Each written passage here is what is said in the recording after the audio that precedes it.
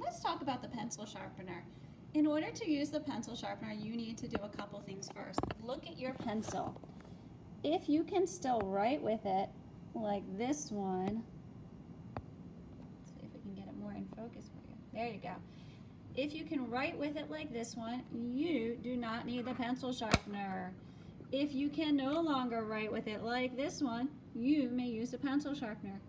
If you take your pencil and you hold it up against the bottom of the box and it is smaller than the box, do not use the electric pencil sharpener. You must use a handheld one.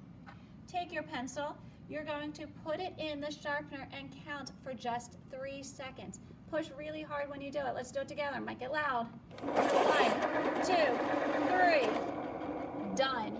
That is it. 3 seconds. Push hard. Make sure you measure, and that's how you use an electric pencil sharpener.